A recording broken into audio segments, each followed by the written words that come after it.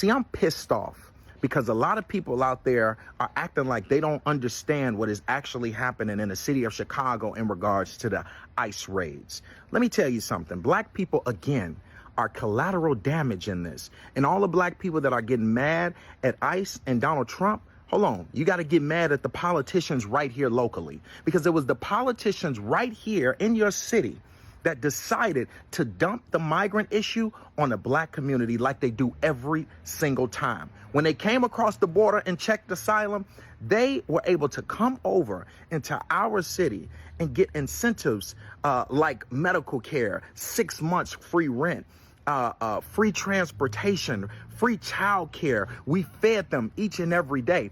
And those people that they were giving assistance to, they didn't go up to the north side and to the white community. All of the people out there protesting that are white, they didn't open up their doors for them, and they didn't want none of the shelters on their neighborhood. Guess where they opened up the shelters? In the black community. Those same school buildings that they shut down in 2013 that were educating black kids, they took those school buildings and they made them migrant shelters. And then they gave over $700 million to a company out in Florida to manage those shelters. They took the buildings that you've been asking for to be developed and build new housing, and they made them into migrant homes, giving them 6 months of free rent.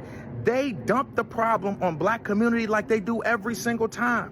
When it was George Floyd riots, they closed downtown and pushed people to loot into the neighborhoods because they knew that people didn't care. Where was all the people right now?